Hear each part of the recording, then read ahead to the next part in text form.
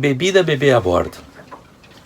Bom, falando das coisas do Rio Grande do Sul, eu não poderia deixar de falar sobre o vinho. O vinho tem uma história muito importante aqui no Rio Grande do Sul. E quando começou essa história? No século XIX, durante o Segundo Império, o sul do Brasil teve uma intensa movimentação política que acabou influenciando e determinando o desenvolvimento da região. Em 1828, com a Guerra Cisplatina, o Uruguai, que era um território que uma parte chegou a pertencer ao Brasil, proclamou a sua independência com a ajuda da Argentina e da Inglaterra.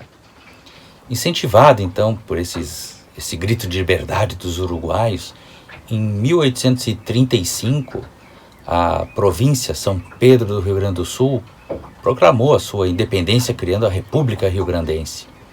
A província de São Pedro do Rio Grande do Sul, que era formada por donatários que não tinham vínculos tão próximos com a coroa brasileira, sediada no Rio de Janeiro, e era muito influenciada pela proximidade das regiões dominadas pelos hispânicos.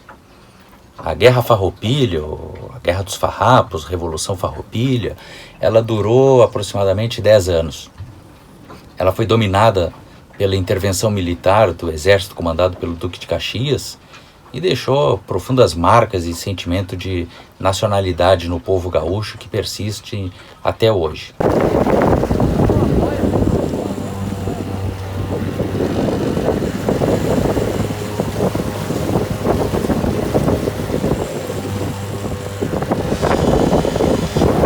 Nos anos seguintes, entre 1864 e 1870, Brasil, Argentina e Uruguai firmaram a Tríplice Aliança para combater, então, Solano Lopes na Guerra do Paraguai, onde as tropas farroupilhas tiveram um papel importante.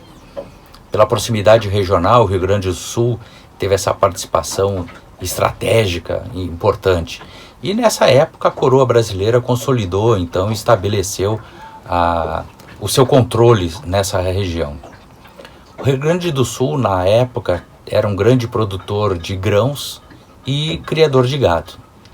Para promover, então, o desenvolvimento da região, o governo do estado criou algumas colônias com o objetivo de assentar famílias. Em 1870, então, foram criadas as colônias Dona Isabel, que era em homenagem à filha de Dom Pedro II, a colônia Condideu, herói da Guerra do Paraguai, e a colônia Santa Teresa de Caxias. A colônia Dona Isabel foi rebatizada com o nome de um herói da Guerra Farroupilha, Bento Gonçalves. Condideu teve o seu nome também alterado para um outro herói da Guerra dos Farrapos, Garibaldi.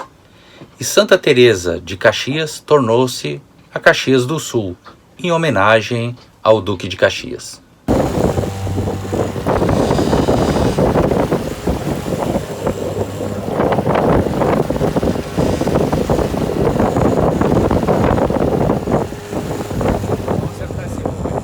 Para estimular, então, o desenvolvimento do Estado, o governo iniciou uma propaganda na Europa para atrair os imigrantes.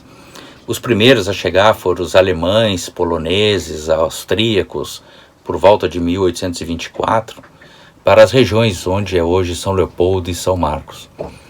A uva americana Isabel, então, chegou na Serra Gaúcha em 1839. Os primeiros imigrantes italianos vieram das regiões do Vêneto e do Tirol austríaco, chegaram por volta de 1875.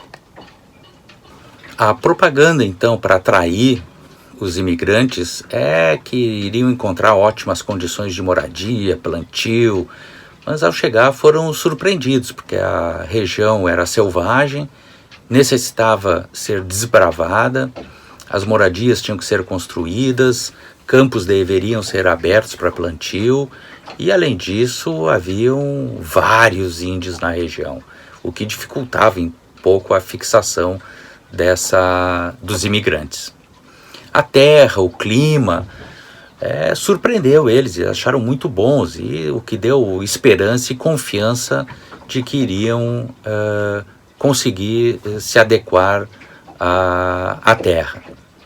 Muitos imigrantes, então, tinham diversas profissões, como sapateiros, carpinteiros, alfaiates, o que ajudou a formar, então, a comunidade.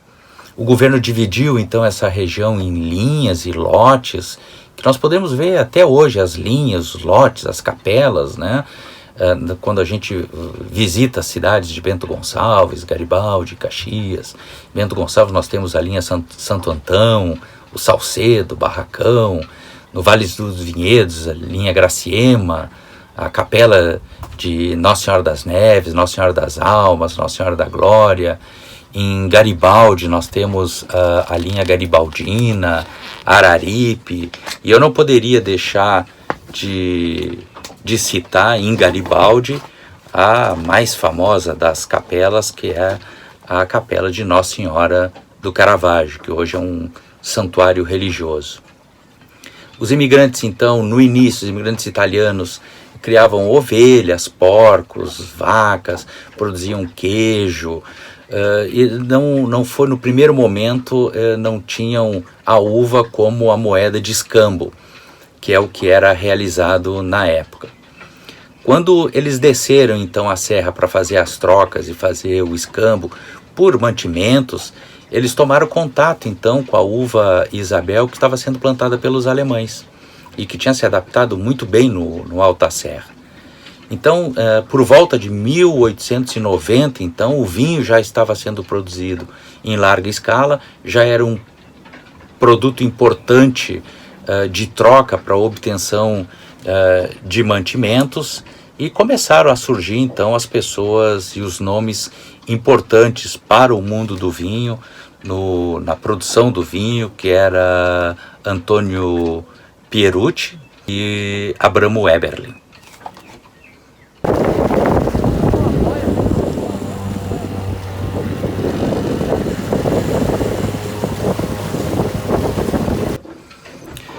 Nós não podemos esquecer também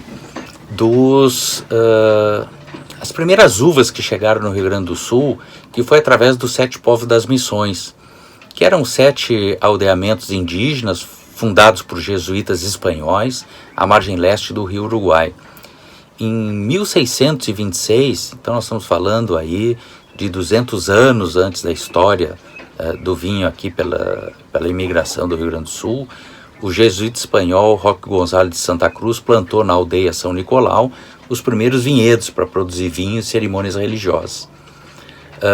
Em 1500, ou seja, 300 anos antes das primeiras uvas aqui no Rio Grande do Sul, já foram plantados os primeiros vinhedos na Argentina, muito próximo de Santiago del Estero. E em 1737, 100 anos antes da viniviticultura na Serra, portugueses das Ilhas dos Açores, que fundaram Porto Alegre, plantaram vinhedos com cepas trazidas de Portugal, mas, como se sabe, não deu muito certo vinhedo aqui em Porto Alegre.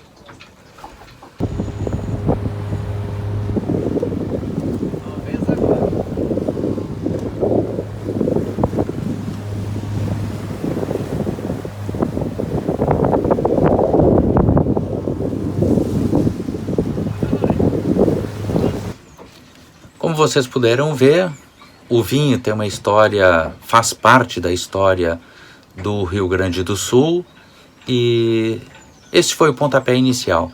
Certamente muito mais tema sobre a temática da viniviticultura e do vinho no Rio Grande do Sul nós ainda vamos poder discutir por aqui. Se você está gostando dos vídeos, dá um like, se inscreve no canal e toca no sinetinho aí que vai avisar quando tiver um vídeo novo. Valeu!